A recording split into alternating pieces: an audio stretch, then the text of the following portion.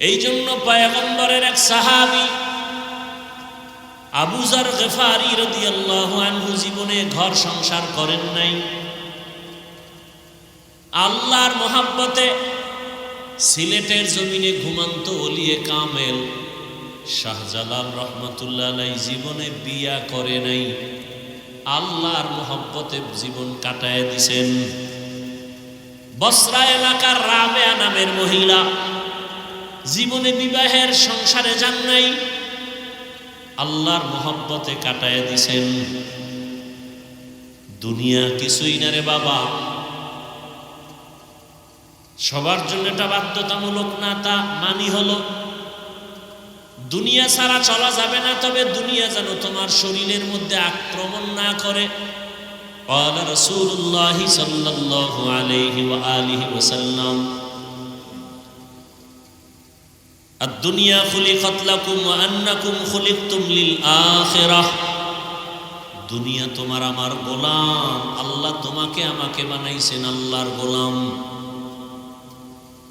যারা আল্লাহর গোলাম হয়েছেন গোটা দুনিয়া তাদের গোলাম হয়ে গেছে। মেহেন্দিগঞ্জের মানুষ, তুই জঙ্গলের বাঘের ভয় করো, কিন্তু এমনও মানুষ জমিনে ছিল বাঘ তাদের ভয় করছে। তুমি কেমন মানুষ, সাপ দেখলে ভয় পাও, আর তারা কেমন মানুষ, সাপ তাদের দেখলে ভয় পায়। নদীর মধ্যে পানি নাই, অনেক বছর হয়ে গেল। এলাকার মানুষ ওই জমানার আল্লাহর প্রিয় বান্দার কাছে সবাই চলে গেলেন, হযরত আমাদের এলাকার নদী শুকনা, পানি নাই, কি করতে পারি পরামর্শ দেন। আল্লাহর প্রিয় বান্দা চিঠি লেখা শুরু করলেন। চিঠির মধ্যে কি লেখছেন তিনি জানেন, আল্লাহ জানেন। চিঠিটা লেখা সিলপিল মাইরা লোকদের কয়, যাও চিঠিটা গিয়া শুকনা নদীর মধ্যে ফেলে দিও। আল্লাহর বান্দার লেখা চিঠি গিয়া শুকনা নদীর মধ্যে ফেলে দেওয়া মাত্র দীর্ঘ বছর পর্যন্ত যেই নদীর মধ্যে পানি নাই, ওই নদীতে চিঠি ফালানো মাত্র পানির জোয়ার শুরু হয়ে গেছে। এটা কেমনে সম্ভব? এটা গাঞ্জাখুরি কথা। শুকনা নদীতে পানি নাই, একজনে চিঠি লেখা পাঠায় দিছে, আর চিঠি নদীর মধ্যে ফেলা মাত্র পানি আসছে। এটা কেমন গাঞ্জাখুরি কথা? একজনে কয় ঘটনাটা ঘটাইছে কে? কয় বাংলাদেশের একজন পীর সাহেব। কয় ট্রিপল কাফের। কেমন কাফের? কথা কন না কেন? কয় না না না না হিসাব না। কে?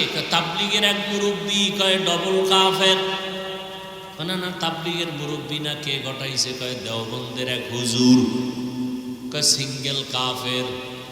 না না দেওবন্দের হুজুর না। তাহলে শুকনা নদীর মধ্যে চিঠি দিয়া পানি আনাইছে কে? এই গাঞ্জাখুরি কামটা কে করলো? খুঁজতে খুঁজতে খুঁজতে খুঁজতে গিয়া দেখে কয় কামটা ঘটাইছে সাধারণ কোনো বান্দা না, রহমতের নবীর হাতে গড়া সাহাবী ওমরে ফারুক রাদিয়াল্লাহু আনহু। এইবার কি কইবা? ওমরে ফারুক কামটা ঘটায় দিলেন, কি বলবা বলো?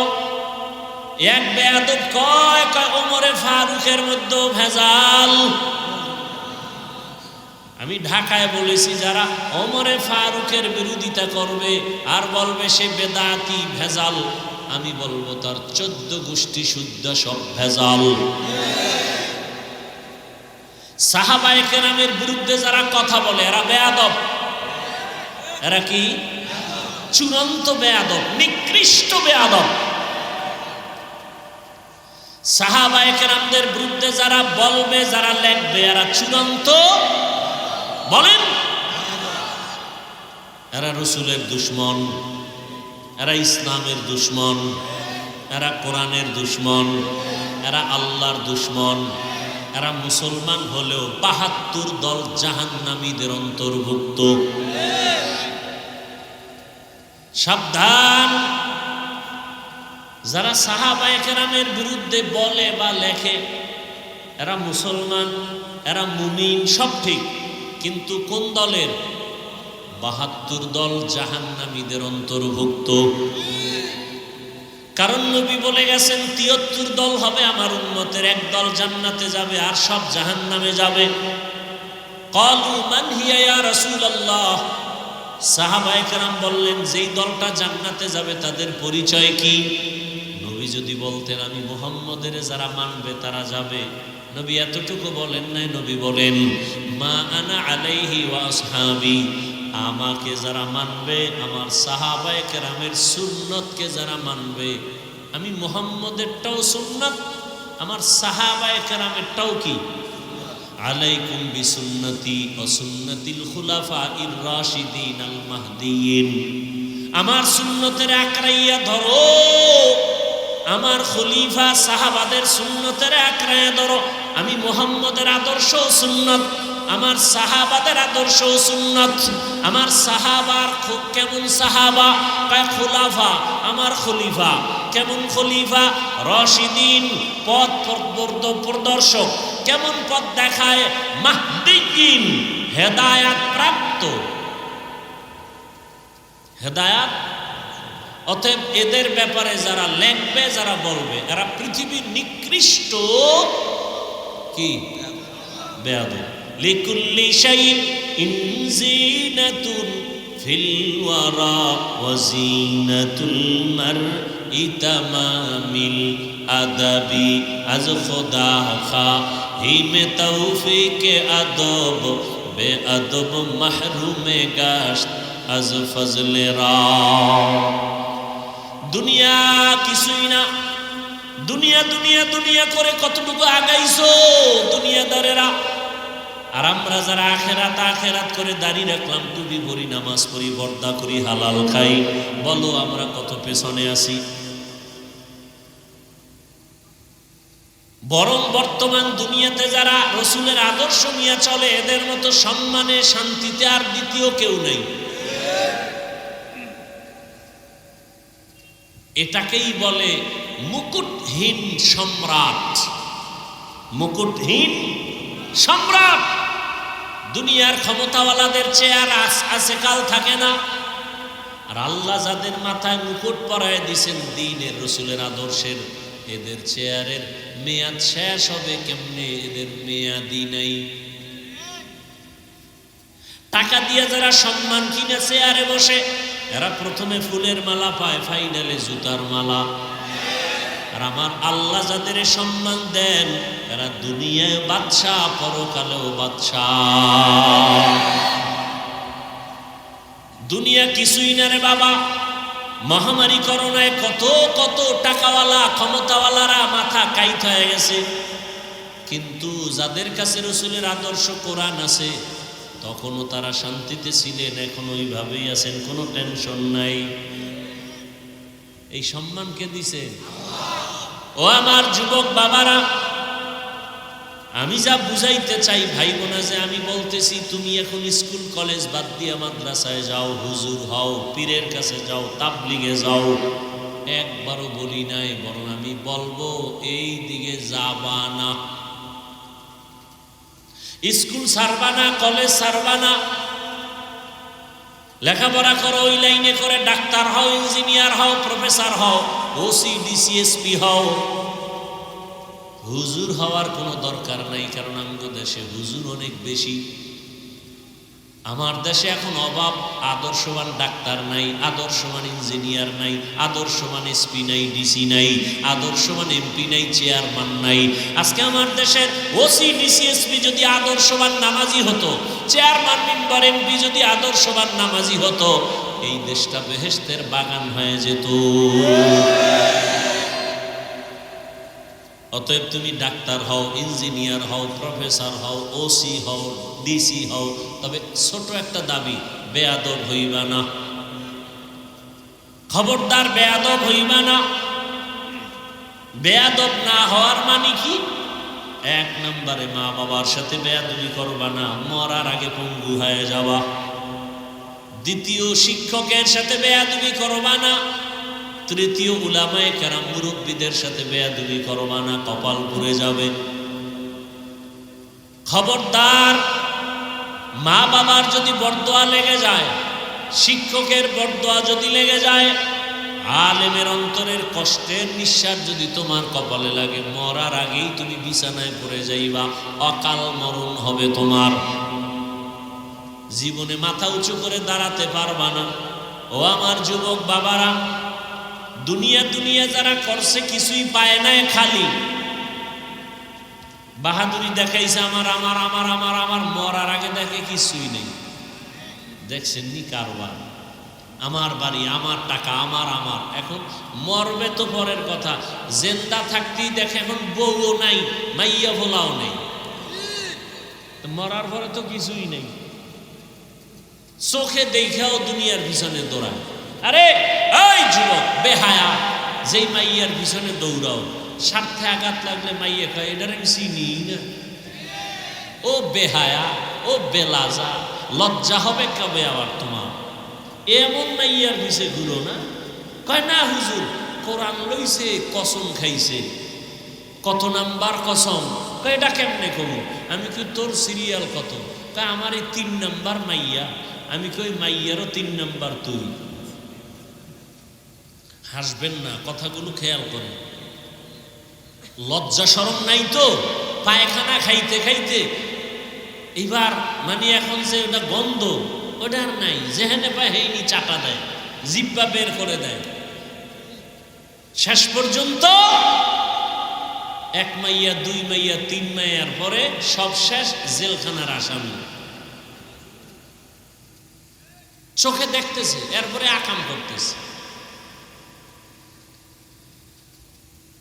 তাহলে দুনিয়া দুনিয়া যারা করলো, শেষ ফল চোখের সামনে কিছুই তো পাইল না। এই জন্য আখেরাতের হিসাব মিলাও। আর আখেরাতের হিসাব মিলাইতে গিয়ে তোমার স্কুল ছাড়া লাগবে না, কলেজ ছাড়তে হবে না। তোমার মতো যুবক স্কুল কলেজে পড়ে, চাকরি করে, ব্যবসা করে, 5 ওয়াক্ত নামাজ পড়ে নাই, বাস আর ওয়াজের দরকার নাই। এই কথাটাই তোমার স্বর্ণাক্ষরে অন্তরে ঢুকাও, ঘরের দরজায় টানাও। আমার মতো জেনারেল লাইনের যুবক যদি স্কুলে পড়ে নামাজ পড়ে, আমার কপাল কেন খারাপ? কার বরদোয়া লাগছে কপালে, আমি কেন পারি না? আমার মতো যুবক ইঞ্জিনিয়ার, ডাক্তার, প্রফেসর নামাজ পড়ে, আমি পারি না কেন? আমার কপালে কার অভিশাপ লাগলো? আমার মতো যুবক র্যাব, আর্মি, পুলিশ, বিডিআরের চাকরি করে, নামাজ পড়ে, দাড়িওয়ালা, আমি পারি না কেন? আমার কপালে কার অভিশাপ লাগলো? আমার মতো যুবক জেনারেল লাইনে থাইকা রাস্তায় গাড়ি চালায়, নামাজ ছাড়ে না, নদীতে মাছ ধরে, নামাজ ছাড়ে না, কৃষি কাজ করে, নামাজ ছাড়ে না, তুমি পারো না কেন? অবশ্যই তোমার কপালে কারো বরদোয়া লাগছে।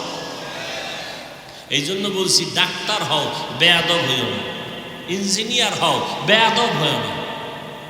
যদি বেয়াদব হও, তাহলে তাসলিমার মতো জুতার বাড়ি খেয়ে পালাতে হবে। তাসলিমা নাসরিন MBBS ডাক্তার, এরপরও বোরকা পরে পালাইলো কেন? চূড়ান্ত বেয়াদবি করার কারণে। খুব সাবধান। ডাক্তার হও, ইঞ্জিনিয়ার হও, আদর্শমান, মা বাবার দোয়া নিয়া, শিক্ষকের দোয়া নিয়া, আলেমের দোয়া নিয়া, শুধু মেহেন্দিগঞ্জ না, সম্মান হবে গোটা দেড় জুড়ে। আল্লাহ পারেনি? বিশ্বাস নাই? তাহলে চরিত্র ঠিক করো। কবি নজরুল মরে গেছে, তাকে স্মরণ করো শ্রদ্ধার সাথে, ঠিক না? তোর মতো আকাম করলে মোবাইল নিয়ে সারা রাত কবি নজরুল হতে পারতো না। আজকে মরিয়া গেল, সবাই তাকে আপন করে হৃদয়ে রাখছে, জানে না কবি নজরুলের বাবাকে, মাকে, বাড়ি কই, চেহারা কেমন, কিন্তু হৃদয়ে জায়গা করে নিয়েছে কবি নজরুল একমাত্র সুন্দর চরিত্রের কারণে। তুমি মরে যাও, ফলাফল কি তোমার?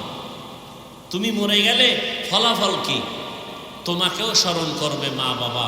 একটা বালা গেছে গা, ওর চরিত্র এত খারাপ, ও মরছে, বিপদ থেকে বাঁচলাম, কারণ ওর চরিত্রের কারণে সমাজে মুখ দেখাইতে পারি না।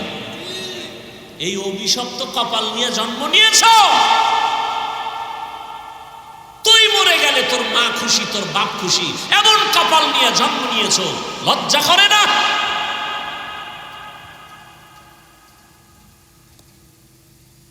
তুমি মরে গেলে শিক্ষক খুশি, তোমার চরিত্র এত খারাপ,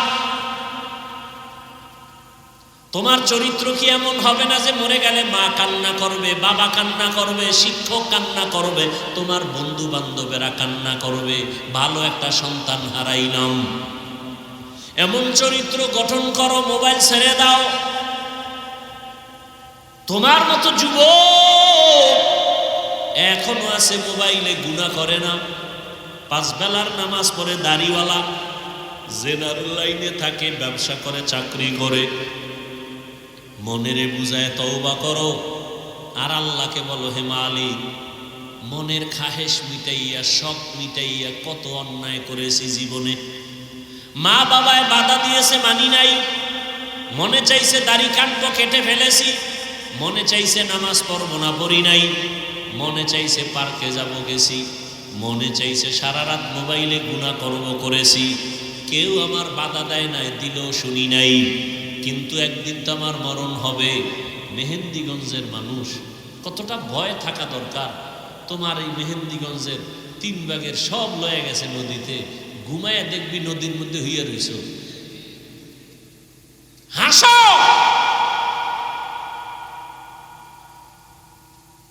এ মেহেন্দিগঞ্জ ভাঙছে না? আরো ভাঙবে না? এমন কপাল লইয়া কেন আইলা যে ঘুমের মধ্যে মরণ, উঠা দেখবা যে পানি উঠলে, চারিদিকে পানি, একটা ধাক্কা দিলে শেষ। কেন এত অপরাধ করো? কেন এত জেনে ভাই বিচার, এত সুদ ঘুষ কেন? বড় লোকের বাচ্চা আছে কিছু কুলাঙ্গা, গরিবের যদি কয় 5,000 টাকা দেন, না না টাকা নেই। যদি কয় সুদে দেন, কয় 1 লাখ লয়ে যান। এরকম কুলাঙ্গার আছে না নাই? ওরা পৃথিবীর নিকৃষ্ট কুলাঙ্গা। ওদের উপরে আল্লাহর লানত, ফেরেশতাদের লানত, রাসূলের লানত, সমস্ত মাখলুকাতের লানত। ওরা আল্লাহর চূড়ান্ত দুশমন। জমিনে আল্লাহর যত বড় দুশমন আছে, সুদখোরের মতো দুশমন আর একটাও নেই। নিমক হারাম।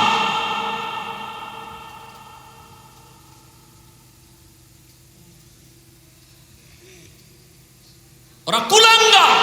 24টা ঘন্টার সেকেন্ডে সেকেন্ডে গর্ভধারিণী মায়ের সাথে জিনার গুনাহ, জিনার গুনাহ, জিনার গুনাহ।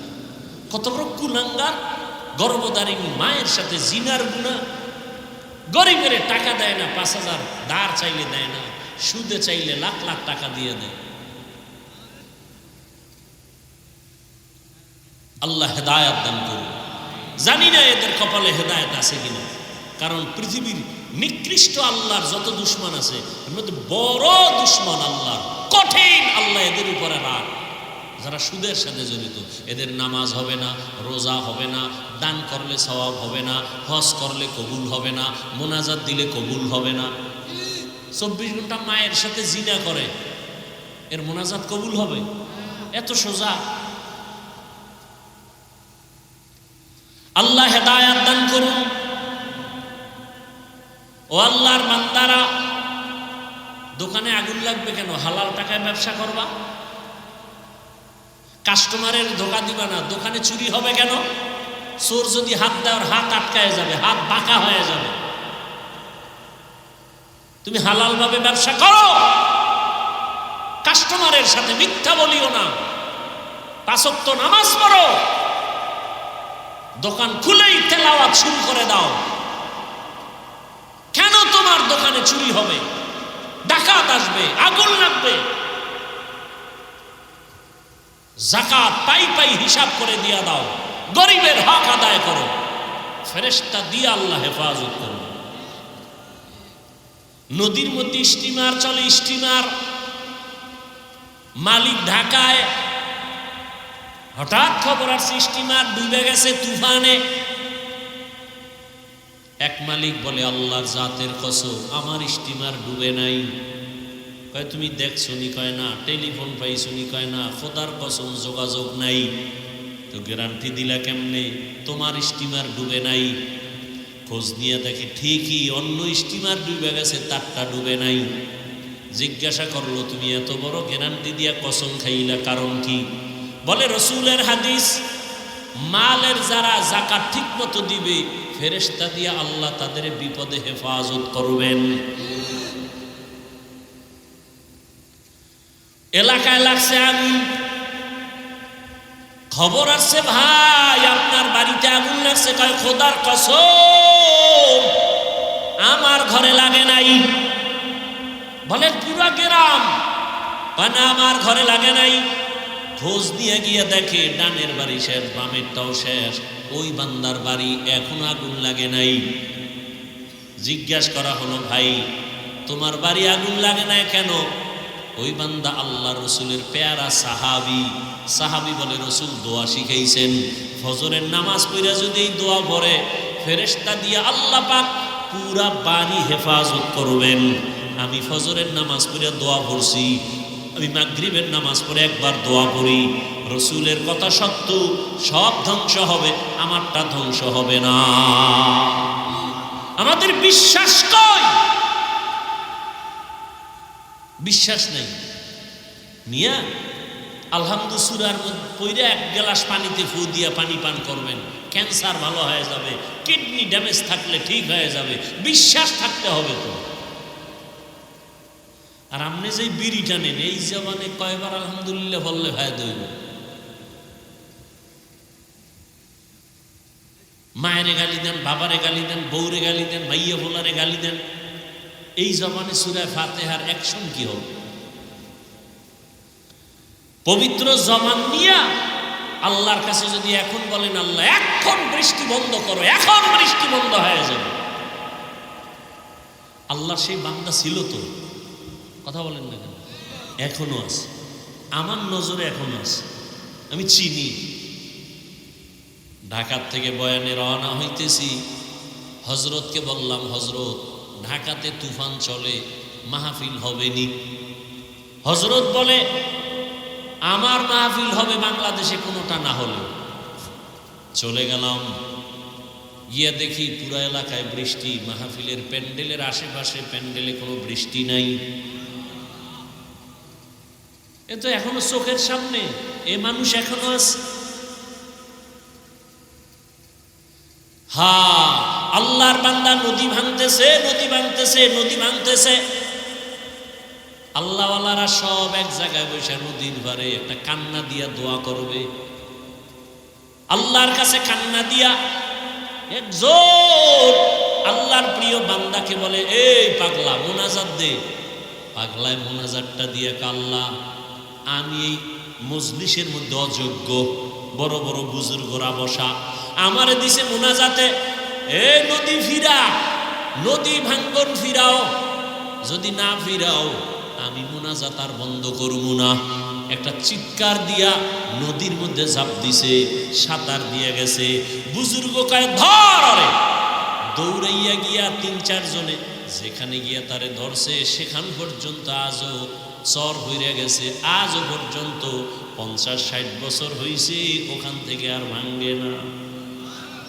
আমাকে বরিশালের ঘটনা ভাইয়েরা আমার। আর তুমি, তোমার জবানে তো খারাপ, তুমি সারা দিন চায়ের দোকানে বইয়া ইমাম খারাপ, আলেম খারাপ, পিসাব খারাপ, আর তোমার ১৪ গোষ্ঠী সব ভালো, সুদ খাইল। আল্লাহ হেদায়াত দান করুন। সব কথার শেষ কথা তওবা।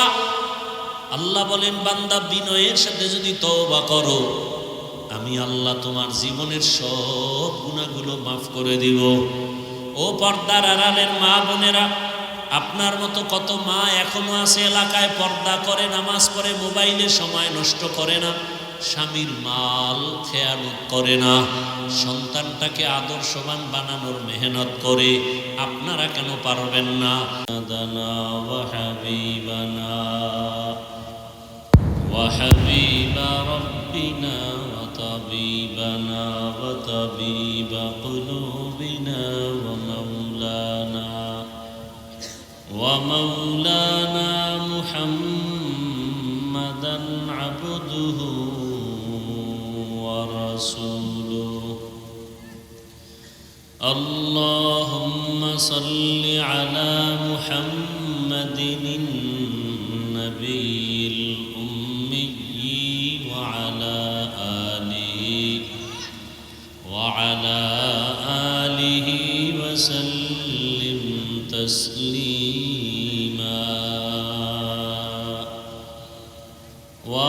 بعد فأعوذ بالله من الشيطان الرجيم بسم الله الرحمن الرحيم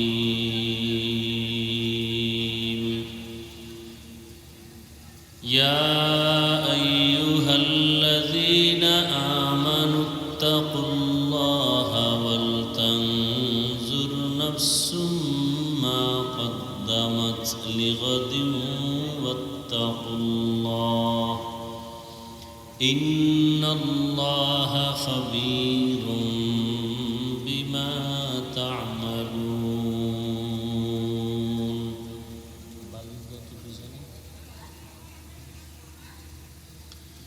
وقال رسول الله صلى الله عليه وآله وسلم الدنيا سجن المؤمن وجنة الكافر. صدق الله مولانا العظيم وصدق رسوله النبي الأمي الكريم ونحن على ذلك من الشاهدين والشاكرين والذاكرين والحمد لله رب العالمين. سبحانك لا علم لنا إلا ما علمتنا إنك أنت العليم الحكيم. رب اشرح لي صدري ويسر لي أمري واحلل عقدة من لساني يفقه قولي. দুইটা বক্স রাখলে কি ক্ষতি হইতো?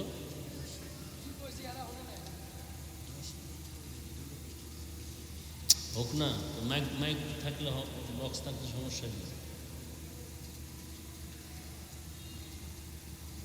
दुर्फशानी ने तेरे कतरों को दरिया कर दिया, दिल को रोशन कर दिया, आँखों को बीना कर दिया।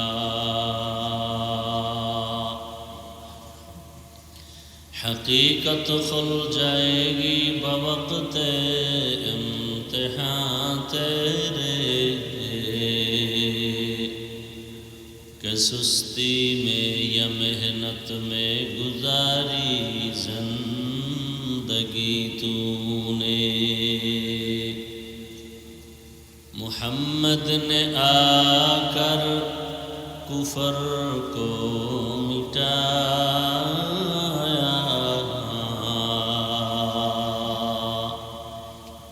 कुफर को मिटा कर सदाकत बताया।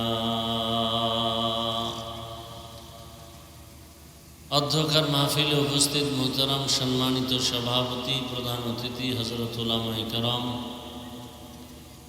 প্রতিকূল আবহাওয়ার মধ্যেও আপনারা যারা বিভিন্ন জায়গা থেকে উপস্থিত হয়েছেন, উলামায়ে হযরত, ইমামে মাসাজিদ, মুরব্বিয়ানে আযম, যুবক, বৃদ্ধ, পর্দার আড়ালে মা বোন সহ সবাইকে আল্লাহ কবুল করেন।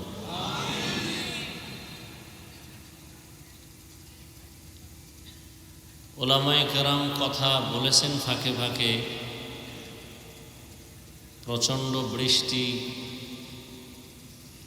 আল্লাহ পাকের মর্জির বাইরে কেউ চাইলেও কিছু করতে পারবে না, কেউ পারেও নাই। বরং মুমিনের উচিত আল্লাহ যেভাবে বান্দাকে রাখবেন এর উপরেই আলহামদুলিল্লাহ বলা।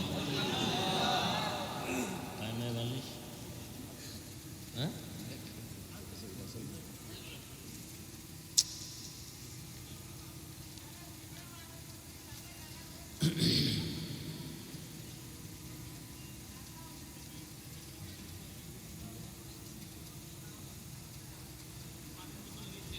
दरूद सलाम सैयदुल मुरसलीन रहमतुल लिल आलमीन शफीउल मुज़निबीन खातमुन नबिय्यीन सैयदुस सकलैन इमामुल मुरसलीन हज़रत मुहम्मदुर रसूलुल्लाह সাল্লাল্লাহু আলাইহি ওয়া আলিহি ওয়াসাল্লাম উপর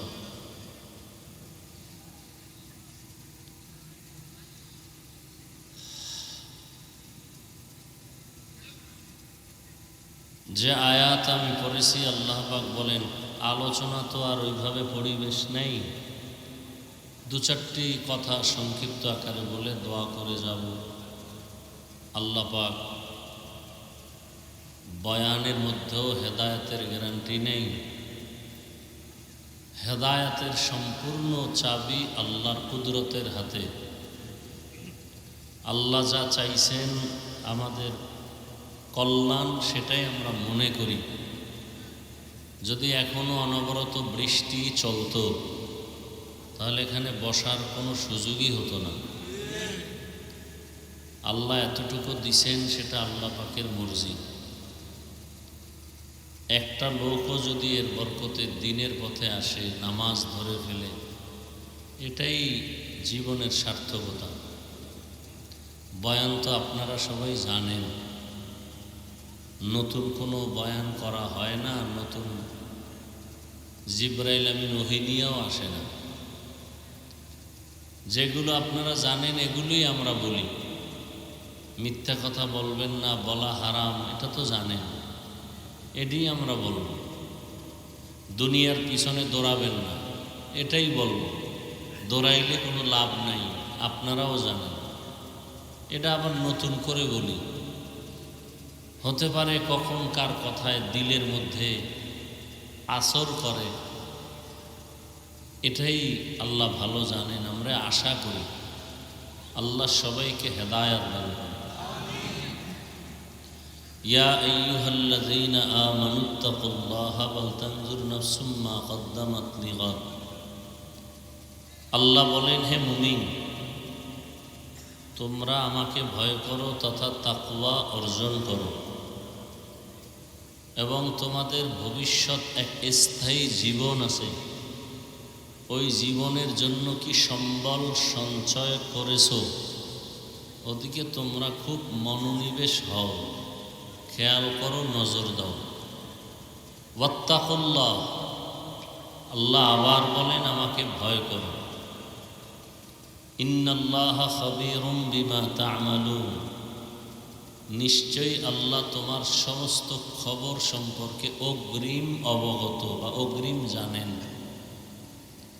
নবীজি বলেন, আর দুনিয়া সিজনুল মুমিন ওয়া জান্নাতুল কাফির। দুনিয়াটা মুমিনদের জন্য জেলখানার মতো, বেঈমানের জন্য শান্তির স্থান বালাখানার মতো। দুনিয়াতে যত শান্তি বেঈমানরা পাবে, মরণের পরে কষ্ট শুরু হবে আর শেষ নেই।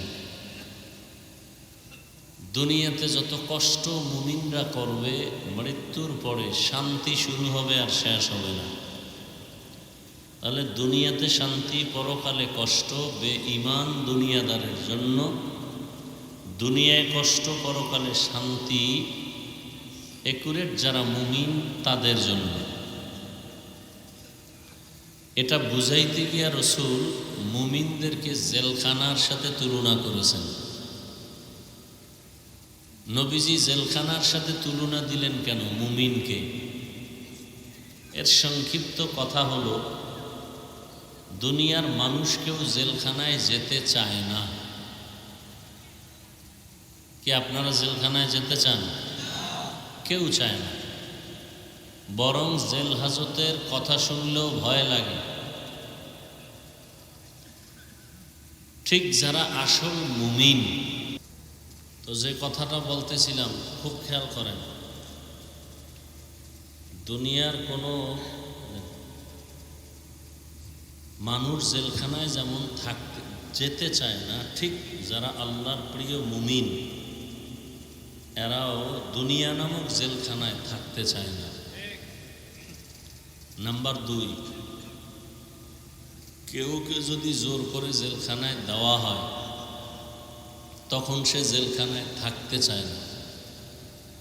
ঠিক দুনিয়াতে মুমিনকে আল্লাহ পাঠিয়েছেন, কেউ আমরা জোর করে আসি নাই। আসার পরে কোনো মুমিন দুনিয়াতে থাকতে চায় না, এক হইল দুনিয়াতে আসতেই চায় না, আসার পরে থাকতেও চাই না, আসল মুমিনের পরিচয়। 4 নাম্বার, জেলখানায় মানুষ যখন ঢুকে তখন তার কোনো স্বাধীনতা থাকে না। কি থাকে না? স্বাধীনতা থাকে না। ঠিক দুনিয়ায় যারা আসল মুমিন এরাও স্বাধীনভাবে চলতে পারবে না। পাও আছে চলতে থাকবে না। জেলখানার আসামি পেটে ক্ষুধা, চাইলেই খাইতে পারবে? পারবে না। জেলখানার আসামির পাও আছে, মনে চাইলেই যেখানে হাইটা বাইর হইতে পারবে? যারা মুমিন এরা দুনিয়া নামক জেলখানায় থাইকা পেটে ক্ষুধাও আছে, খানাও দেখবে, ধৈরেই খাইতে পারবে না। হিসাব করতে হবে খানাটা কি হালাল না হারাম। পাও আছে চলতে থাকবে, চলার আগে সিদ্ধান্ত নেবে কি যাত্রার প্যান্ডেলে যাব, মন্দিরে যাব না মসজিদে যাব। আগে হিসাব করে কদম দিবে, টার্গেট ঠিক করে কদম দিবে। প্রত্যেকটা কদমে কদমে সওয়াব।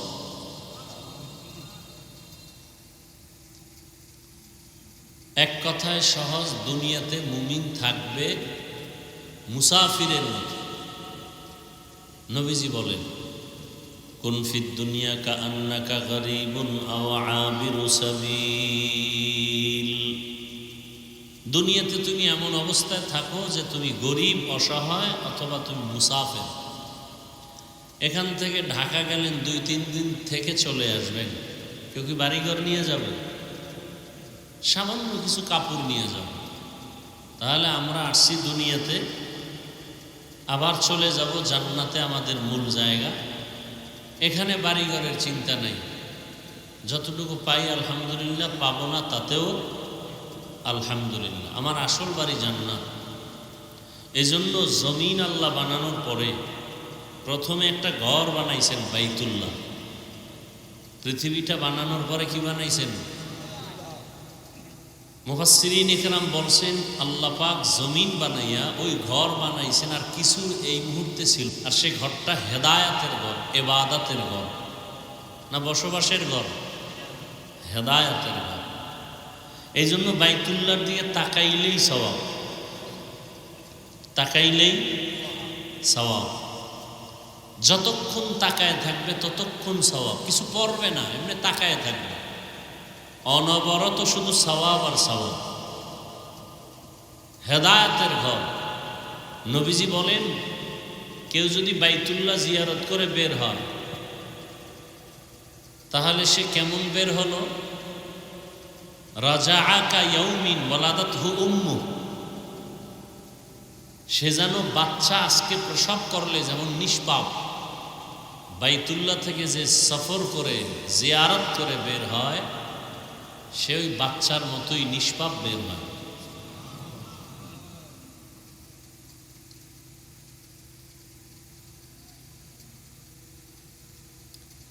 এত দামি একটা ঘর পৃথিবী বানাইয়েই আল্লাহ ঘরটা বানাইলেন। কিসের ঘর? গেছে 1 মিনিট হইল না, ভুলে গেছে। কিসের ঘর?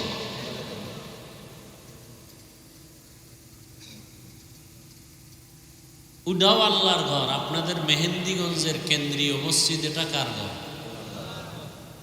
দুনিয়ার সব মসজিদ কার ঘর? কিন্তু কোন মসজিদের দিকে তাকাইলে সওয়াব আছে? বাইতুল্লাহর দিকে তাকাইলে সওয়াব কেন? আল্লাহ পাক ওটাকে নিজে নিসবত লাগায় বলছেন এটা আমার ঘর। মেহেন্দিগঞ্জের মসজিদকে আল্লাহ ডাইরেক্ট বলেন এটা আমার ঘর। জমিনের মধ্যে অনেক মখলুক আল্লাহ বানাইছেন। উট উটনি বানাইছেন। কে বানাইছেন? আল্লাহ সালেহ আলাইহিস সালামের উটনিকে বলছেন এটা আমার উটনি। অন্যান্য হাজারো কোটি উটনি থেকে ওই উটনির দাম বেড়ে গেছে। নবী বলেন কিয়ামতে উটনি জান্নাতে যাবে।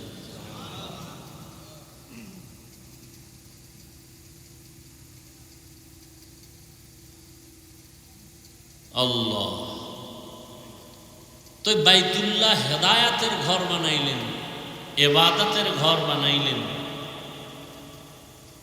অথচ ওই বাইতুল্লাহ বানানোর পরে জমিন আবাদ করার জন্য প্রথমে পাঠাইলেন জিন। আল্লামা ইবনে কাসির রহমতুল্লাহ আলাইহি বলছেন, না, জিনের আগেও প্রাণী ছিল, আলহিন আলবিন, এরপরে আসছে ফেরেশতা। তাহলে জিনের জন্য তো আল্লাহ ঘর বানান নাই, ফেরেশতার জন্য ঘর বানান নাই। ফেরেশতাদের কাবা আছে 7 আসমানের উপরে, বাইতুল মামুর, নূরের ঘর। তাহলে এটা বানাইছেন মানুষের জন্য। তো মানুষ দুনিয়াতে আসবে, আগে ইবাদতের ঘর বানাইছেন, আসার পরেই তো মানুষ ইবাদত করে না। তার বালেগ হতে হবে, বড় হতে হবে, বুঝতে হবে, জানতে হবে, শিখতে হবে। তাহলে শিখা পর্যন্ত তার থাকার একটা ঘর দরকার। আল্লাহ বসবাসের ঘর আগে না বানাইয়া ইবাদতের ঘর আগে বানাইলেন কেন? এর জবাব হলো, আল্লাহ মানুষ বানাইছেন ইবাদতের জন্য। দুনিয়াতে মানুষ দুনিয়াতে আসার থেকে মৃত্যু পর্যন্ত করবে ইবাদত, আর বসবাসের জন্য আল্লাহ বানিয়ে রাখছেন জান্নাত। দুনিয়া বসবাসের জায়গা না, ইবাদতের জায়গা। এই জন্য আল্লাহ বলেন, তোমরা দুনিয়াতে যতক্ষণ থাকো ইবাদতের মধ্যে, আমলের মধ্যে জড়িত হয়ে যাও, কারণ আমি আমলের পরীক্ষার জন্যই তোমাকে পাঠিয়েছি। আল্লাযী খালাকাল মাউতা ওয়াল হায়াতা লিয়াবলুয়াকুম আইয়ুকুম আহসানু আমালা ওয়া হুয়াল আজিজুল গফুর। আল্লাহ আমলের পরীক্ষার জন্য পাঠাইছেন। জমিনে কারা ভালো আমল করে এটা দেখবেন আল্লাহ। বেশি আমল দেখবেন না, কি দেখবেন? ভালো আমল। আপনি 1000 বছর আমল করছেন, সুদ খাইছেন, লাভ কি আছে? লাভ? কথা বুঝেননি? নামাজও পড়েন, মিথ্যা কথা বলেন, নামাজ পড়েন, মানুষের হক নষ্ট করেন, মা বাবার হক নষ্ট করেন, বোনের হক নষ্ট করেন, ভাইয়ের হক নষ্ট করেন, প্রতিবেশীর হক নষ্ট করেন, বান্দার হক। আল্লাহর হক নষ্ট করলে আল্লাহ মাফ করে দিবেন, বান্দার হক নষ্ট করলে আল্লাহ মাফ করবেন না, বান্দা যতক্ষণ মাফ না দিবে। তাহলে নামাজও পড়েন, সুদও খান। নামাজ পড়েন, সারা রাত ঘরে বসে মোবাইল দিয়ে জেনা করেন, জেনা, চোখের জেনা, হাতের জেনা, জবানের জেনা, অন্তরের জেনা। সারা রাত মোবাইলে জেনা চলে, ঘরে ঘরে, রুমে রুমে। ছেলে এক রুমে ঘুমায়, ঘুমায় না, মোবাইলে সারা রাত অপরাধ করে। মেয়ে আর এক রুমে মোবাইল নিয়ে অপরাধ করে। আর বাবায় তাকবীর উল্লা ছাড়ে না মসজিদে গিয়া, তসবিহ 1000 দানা, কি লাভ? ইয়া আইয়ুহাল্লাযীনা আমানু কু আনফুসাকুম ওয়া আহলিকুম নারা ওয়াকুদুহান নাস ওয়াল হিজারা আলাইহা মালাইকাতুন গিলাযুন শিদাদুন লা ইয়াসুনাল্লাহা মা আমারাহুম ওয়া ইয়াফআলুনা মা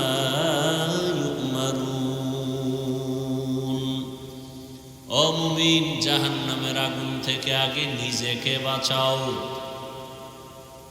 এরপরের দায়িত্ব তোমার আহালকে বাঁচাও। আগে নিজেকে বাঁচাও, এতটুকুই শেষ। দ্বিতীয় দায়িত্ব তোমার আহালকে বাঁচাও কিসের থেকে? জাহান্নামের আগুন থেকে। জাহান্নামের আগুন তো হাজার হাজার হাজার বছর পরে, মরার পর না হয় হাসরে বিচারের পরে। সেই আগুন থেকে এখন কেমনে বাঁচাবো? আগুন তো দেখাও যায় না, ধরাও যায় না, কেমনে বাঁচাবো? বলে যেই কাজ করলে জাহান্নামে যেতে হবে ওই কাজ থেকে বাঁচাও। ওই কাজের নাম সমষ্টিগতভাবে বলে গুনাহের কাজ। গুনাহ করলে জাহান্নামে যেতে হবে। ইন্নাল আবরারা লাফি নাঈম ওয়া ইন্নাল ফুজ্জারা লাফি জাহিম। নেক আমল যারা করবে তারা জান্নাতের পথিক, যারা গুনাহ করবে তারা জাহান্নামের পথিক। অতএব নিজেকে জাহান্নাম থেকে বাঁচাও, তার মানে নিজেকে গুনাহ থেকে বাঁচাও। হাতের গুনাহ, চোখের গুনাহ, কানের গুনাহ, জবানের গুনাহ, অন্তরের কল্পনার গুনাহ। তুমি বাঁচবা, এরপরে তোমার দায়িত্ব শেষ না। তোমার আহালকে বাঁচাও। বলে তোমার আহালকে, কয় মা বাবার আহাল হলো সন্তান, স্বামীর জন্য আহাল তার স্ত্রী, শিক্ষকের জন্য আহাল হলো ছাত্র, মসজিদের ইমাম ও খতিবের জন্য আহাল হলো মসজিদের মুসল্লি, ওলামায়ে কেরামের জন্য আহাল হলো এ জমিনের উম্মতেরা। মা বাবা জাহান্নাম থেকে তুমি আগে নিজেকে বাঁচাও, তারপরে তোমার দায়িত্ব সন্তানকে বাঁচাও। স্বামী তুমি জাহান্নাম থেকে আগে নিজেকে বাঁচাও, দ্বিতীয় দায়িত্ব তোমার আহাল স্ত্রীকে বাঁচাও। ইমাম ও খতিব জাহান্নাম থেকে নিজেকে আগে বাঁচাবেন, তারপরে মুসল্লিদেরকে বাঁচাবেন। ওলামায়ে কেরাম জাহান্নামের আগুন থেকে নিজেকে আগে বাঁচাবেন, তারপরে উম্মতকে বাঁচাবেন। এখন আমি আলেম, আমার দায়িত্ব উম্মতের উপরে আছে না নাই? আমি বাবা, আমার দায়িত্ব সন্তানের উপর আছে না নাই? আমি বিবাহিত পুরুষ, আমি স্বামী, আমার স্ত্রীর উপরে দায়িত্ব আসেনি? আছে। আমি মসজিদের ইমাম ও খতিব, মুসল্লিদের উপরে আমার দায়িত্ব আসেনি? আছে। তাহলে এক মানুষ কত দায়িত্ব মাথায়? জাহান্নাম থেকে আগে নিজেকে বাঁচাও, আহালকে বাঁচাও। অনেকে নিজে নিজে জাহান্নাম থেকে বাঁচতে পারছে, আহালকে না বাঁচানোর কারণে কিয়ামতের দিন বহু তাবলিগওয়ালা, বহু পীর সাহেবের ভাগরিওয়ালা মুরিদ, বহু হাজী সাহেব নিজে নিজে জিকির আজকার করিয়াও জাহান্নামে যাবে সন্তানের গুনার কারণে। আসতে বলেন কেন? বহু তাবলিগওয়ালা, বহু পাগড়িওয়ালা দরবেশ ছেলের গালে দাড়ি নাই, কথা বলেন না কেন? সুদের টাকায় ব্যবসা করে, মাইয়া বেপরদায় কলেজে দৌড়ায়। এত সোজা জান্নাত পাওয়া, এত সোজা কোন সরে কইছে? জান্নাত পাওয়া যদি সহজ হইতো তো জান্নাতের টিকিট হাতে পাইয়া আবু বকর সারা জীবন কাঁদলেন কেন? জান্নাত পাওয়া যদি সহজ হইতো, জান্নাতের টিকিট হাতে পাইয়া ওমরে ফারুক সারা জীবন কান্না করলেন কেন? ওসমান কান্না করলেন কেন? হযরত আলী কান্না করলেন কেন? যে নবীর কোনো গুনাহ নাই সেই নবীও আল্লাহর আদালতের ভয়ে কান্না করে। তাদের কত সুন্দর নামাজ, কত সুন্দর তেলাওয়াত, কত সুন্দর রোজা, কত সুন্দর তাদের আখলাক তাকওয়া, কত সুন্দর তাদের আল্লাহর ভয়। এরপরেও তারা আল্লাহর দরবারে কান্না করেছেন জীবন ভর। আর আপনার আমার নামাজ তো নাই, রোজা নাই, তেলাওয়াত নাই, তাকওয়া নাই, টুকটাক যে নামাজ পড়ি সব ভণ্ডামি। কি এই যে নামাজ পড়ে মিথ্যা বলে, নামাজ পড়ে কাস্টমারের সাথে ধোকাবাজি করে, নামাজ পড়িয়া মানুষের জমিন ঠকায় খায়, এ নামাজি না ভণ্ড? এই নামাজির উপায় কি? হ্যাঁ, আল্লাহ বলে দিছে, আপনার বলা লাগবে না, আল্লাহ বলছেন। আর আইতাল্লাযী ইউকাযযিবু বিদ্দীন ফাযালিকাল্লাযী ইয়াদউল ইয়াতীম ওয়া লা ইয়াহুদ্দু আলা তাআমিল মিসকিন। এরপরে কি? ফাওয়াইলুল লিল মুসাল্লিন, নামাজি মুসল্লির জন্য ওয়াইল নামক জাহান্নাম। ওয়াইল জাহান্নামের স্তরের মধ্যে মারাত্মক ভয়ঙ্কর এক স্তর, ওয়াইল। নামাজি মুসল্লির জন্য ওয়াইল নামক জাহান্নাম। তাহলে কি নামাজ পড়েন? এমন নামাজ কি আপনি আমি পড়ি যে আল্লাহ বলছেন ফাওয়াইলুল লিল মুসাল্লিন, ওই মুসল্লি নামাজি যার জন্য আমি আল্লাহ ওয়াইল নামক জাহান্নাম বানায় রাখছি। দেখেন তো, নামাজ পড়াও কত প্যারা। আর যেটি নামাজ পড়ে না, এটির উপায় কি? রহমতের নবী বলেন বাইনাল আবদি ওয়া বাইনাল কুফরি তারকুস সালাহ। বেঈমান আর মুমিনের মধ্যে ব্যবধান হলো নামাজ। বেঈমানেরা নামাজ পড়ে না, মুমিনেরা নামাজ ছাড়ে না। বেঈমানের পরিচয় কি? নামাজ। মুমিনের পরিচয় কি? নামাজ। এবার যারা নামাজ পড়ে না, মাওলার সাথে হিসাব মিলাও। হাসিবু ক্বাবলা আন তুহাসাবু। ওমরে ফারুক রাদিয়াল্লাহু আনহু বলেন হাসিবু ক্বাবলা আন তুহাসাবু। আসল হিসাবের আগে নিজের হিসাব মিলাও। ওই দিন কিন্তু নিজে মিলাইতে পারবা না, টাইম পাইবা না। আল্লাহ বলবেন ধর, হিসাব মিলাবার আর কোনো টাইম হবে না। কেমন ভয়ঙ্কর হবে সেদিন। নবীদের কোনো গুনাহ নাই, তারাও কান্না শুরু করবেন। আদম নবী কাঁদবেন, মূসা নবী কান্না করবেন, ঈসা নবী কাঁদবেন। সব মানুষগুলো নারী পুরুষ উলঙ্গ দাঁড়াবে। সূর্যের গরম, মানুষের মাথার মগজগুলো ভাতের মারের মতো ফুটতে থাকবে। জাহান্নামের আওয়াজ, হাসরের ময়দানটা থরথর করে কেঁপে উঠবে। ওদিকে আমার আল্লাহ রাগ করে বলবেন লিমানিল মুলকুল ইয়াউম লিল্লাহিল ওয়াহিদিল কাহ্হার। দুনিয়া দুনিয়া দুনিয়া দুনিয়া করিয়া যারা আখিরাতকে লাথি মেরে পেছনে ফালায় দিছো, বলো কি পাইছো? বলো টাকা, বাড়ি, গাড়ি। এর ভ্যালু কি? কত টাকাওয়ালা টাকা ব্যাংকে রাখছে, 14 গোষ্ঠী কেউ খাইতে পারে নাই, মরে গেছে। এই টাকার কোনো আছে লাভ? 10 তলা বিল্ডিং করে বাহাদুরি করে লাভ কি? বিল্ডিং থুইয়া জঙ্গলে যদি পালাইতে হয়, আছে কোনো লাভ? এই দুনিয়ার পিছনে ঘুরেন না। যেই দুনিয়ার পিছনে ঘুরতে গিয়া বাবার হাতে সন্তান জবাই, সন্তানের হাতে বাবার গলায় ছুরি। মাকে সন্তান জবাই করে, সন্তান মাকে জবাই করে কেন? কয় টাকা দাও না কেন? চোখের সামনে সোনার বাংলায় ঘটনা চলছে।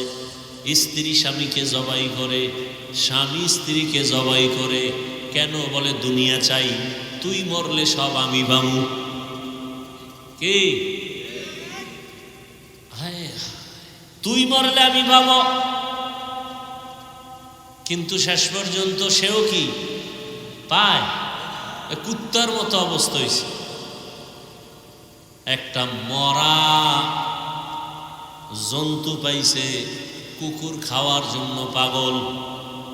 ডান দিক দিয়ে কুকুর আসে, আইসা যখন দেখে বাম দিক দ্বারা কুকুর আসতেছে, ওটাকে দৌড়ানি দেয়। ওটাকে দৌড় দিয়া তারায় দিয়া এদিক দিয়ে আর একটায় খেয়ে যায়। কি? এজন্য হযরত আলী রাদিয়াল্লাহু তাআলা আনহু বলেন আদ-দুনিয়া জিফাতু ওয়া তুল্লাবুহা কিলাব। দুনিয়া হলো একটা মরা জন্তুর মতো, এর পেছনে যারা দৌড়ায়, আলী বলেন এরা কুত্তা।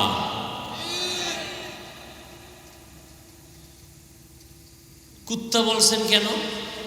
মরা জানোয়ার, মরা জন্তু 3 শ্রেণীর প্রাণীরা খায়। কয় শ্রেণী? মরা গরু দেখলে কুকুরে খায়, শিয়ালে খায়, শকুনেও হযরত আলী শকুনের কথা বলেন নাই, শিয়ালের কথা বলেন নাই, কির কথা বলছে? কুত্তার কথা বলছে। কেন? কুত্তা বড় খারাপ, শিয়ালে রাতে খায় দিনে খায় না, ঘুমায় রেস্টে থাকে।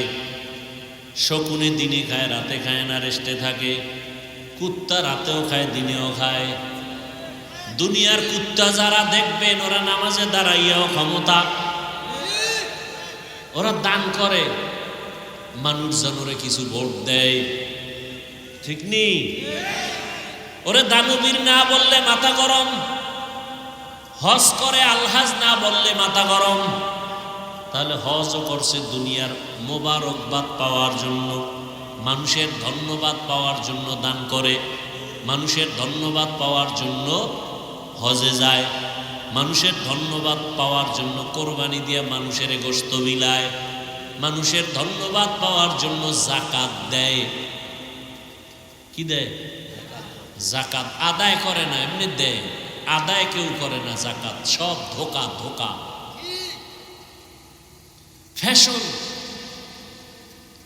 পৃথিবীতে কোম্পানি এর থেকে আর নরমাল দুর্বল থার্ড ক্লাসের কাপড় বানায় না যাকাতের কাপড় ছাড়া। আর সেগুলি বড় লোকেরা গরিবরে দেয়, অন টাইম পরলেই সদরঘাট। কি এই ধোকাবাজি আছে না নাই? বলারও মানুষ নেই।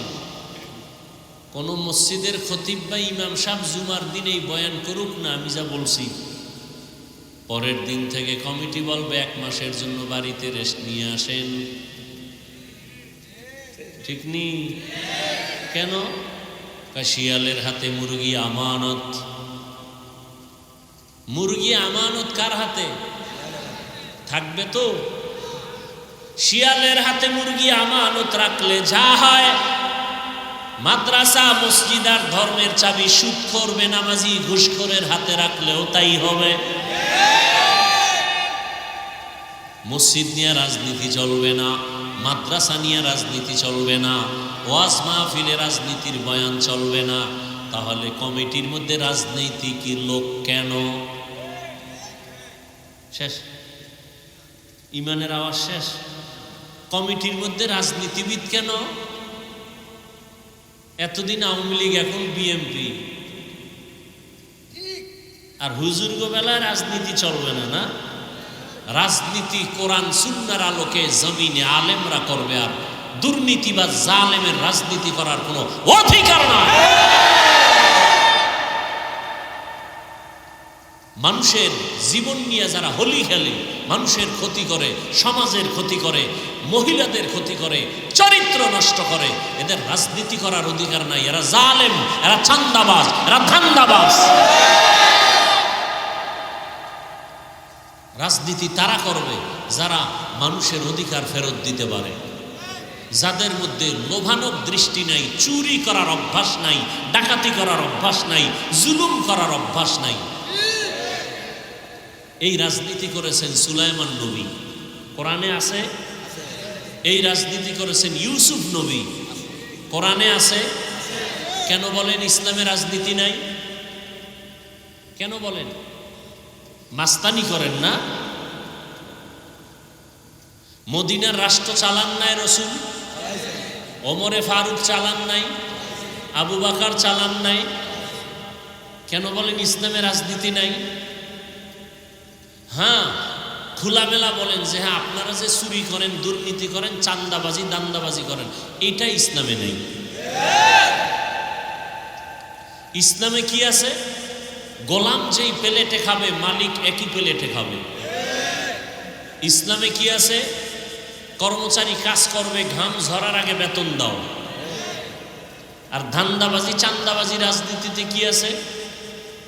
মালিক 60 টাকা দামের খেজুর দিয়ে ইফতারি করবে, কর্মচারীকে 8 আনা দামের পায়ে ফেসা ধুলাবালু মিশ্রিত খেজুর দিবে। এগুলো চান্দা ধান্দাবাজি রাজনীতির ফলাফল। আল্লাহ সব ভাইকে হেদায়েত দান করুন। এ কথা বলারও কোনো সুযোগ নাই। কেন? শিয়ালের হাতে মুরগি আমানত। বুঝেননি বয়ান যে এতক্ষণ তো ভালোই চলছিল, তো লাইন হইলে যেতেছে। বেঈমানের গালি দিয়ে লাভ কি? ঘরে ঘরে কি অপরাধগুলো চলতেছে।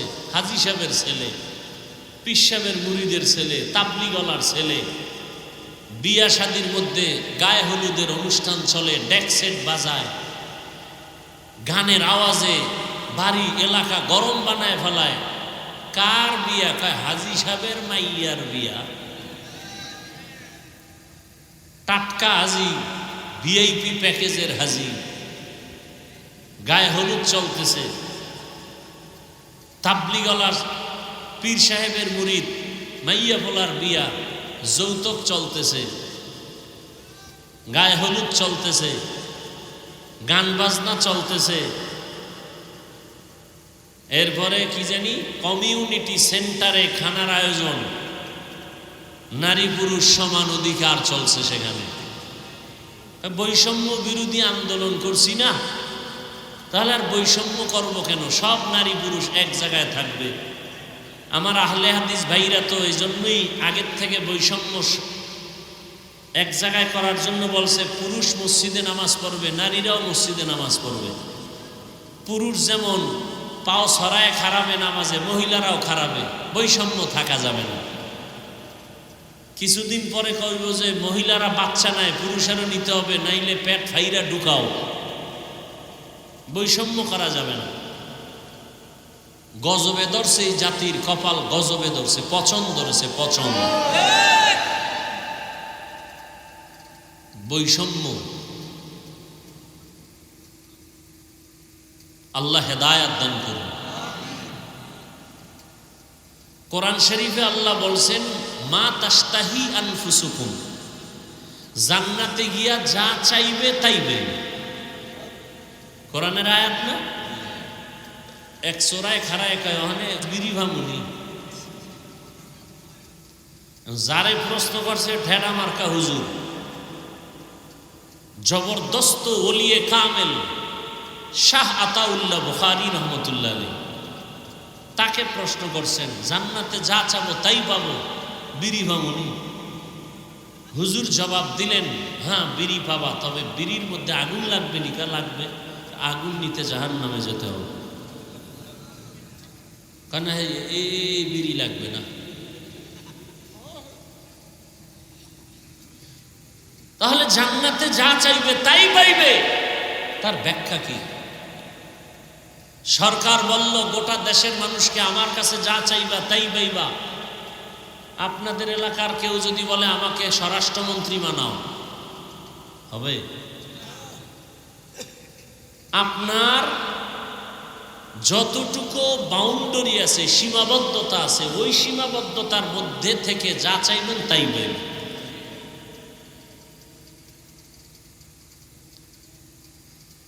আল্লাহ তো আল্লাহ বলছেন, ও মানুষ, পরকাল জীবন তোমার স্থায়ী, সেই দিকে কি অর্জন করছো হিসাব মিলাও।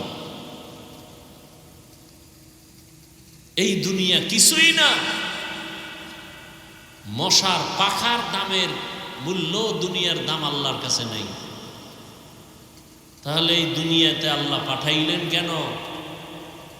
কয় সামান্য জরুরত সেইরা চলে আসবা, দুনিয়ায় তোমাকে থাকার জন্য পাঠাই নাই। স্বামীর মাল খেয়ানত করবেন না, সন্তানটাকে আদর্শবান বানাবেন, আদর্শওয়ালা ডাক্তার বানাবেন, ইঞ্জিনিয়ার বানাবেন। মা বাবার দোয়া নিয়া, শিক্ষকের দোয়া নিয়া, উলামায়ে কেরামের দোয়া নিয়া যেন চলে। ওর ব্যবহারে কোনো সময়ে যেন মা বাবা, শিক্ষক, আলেম ওলামা কষ্ট না পায়।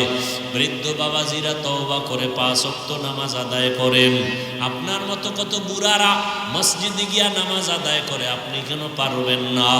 যুবক বাবারা আল্লাহর কাছে তওবা করো আর বলো, হে মালিক, জীবনে কত নামাজ ছাড়লাম, দাড়ি কাটলাম, বেপরদায় চললাম, আজকে থেকে তওবা করে নিলাম, আর নামাজ ছাড়বো না, বেপরদায় চলবো না, মা বাবাকে কষ্ট দিব না। ওলামায়ে কেরামের দোয়া নিয়া, শিক্ষকের দোয়া নিয়া, মা বাবার নেক দোয়া নিয়া, নবীজির আদর্শ মেনে চলবো। তওবা করার মতো যদি নিয়ত হয়, দুটো হাত আমার আল্লাহকে দেখায় দাও। আয় আল্লাহ, হাতগুলো কবুল করে নেন, তওবা কবুল করে নেন, তওবার উপরে মজবুত হইয়া চলার মতো তৌফিক দান করেন, আমিন। আলহামদুলিল্লাহি রাব্বিল আলামিন, ওয়াসসালাতু ওয়াসসালামু আলা সাইয়্যিদিল আমবিয়া ওয়াল মুরসালিন ওয়া আলা আলিহি ওয়া আসহাবিহি আজমাইন। ইয়া আরহামার রাহিমিন, ইয়া আরহামার রাহিমিন, ইয়া আরহামার রাহিমিন। রব্বিরহামহুমা কামা রব্বায়ানি সগীরা। اللهم إنك عفو كريم تحب العفو فاعف عنا. اللهم إنا نسألك رضاك والجنة ونعوذ بك من سخطك والنار. يا الله মাহফিল কবুল করে নেন, আয়োজনকারী সহযোগিতাকারী দান সদকাকারীদের কবুল করে নেন, এলাকায় শান্তি দান করেন। আয় আল্লাহ মা বোনদের পর্দাওয়ালা আবেদা বানায় দেন, সন্তানগুলো নেককার বানায় দেন। আয় আল্লাহ যারা ব্যবসা করে চাকরি করে কামাই রুজিতে বরকত বাড়ায় দেন, অভাবীদের অভাব দূর করে দেন, ঋণ আদায়ের ব্যবস্থা করে দেন। আয় আল্লাহ সারা দুনিয়াবাসীকে মাফ করে দেন। আয় আল্লাহ বাংলাদেশ শান্তির দেশ বানায় দেন, মুসলমানের ঈমান আমল হেফাজত করেন, জুলুম থেকে দেশ ও জাতিকে হেফাজত করেন, চলার পথে ইজ্জতের সাথে হেফাজত করেন, হিম্মত শক্তি সাহস প্রত্যেকটা কাজে বাড়ায় দেন।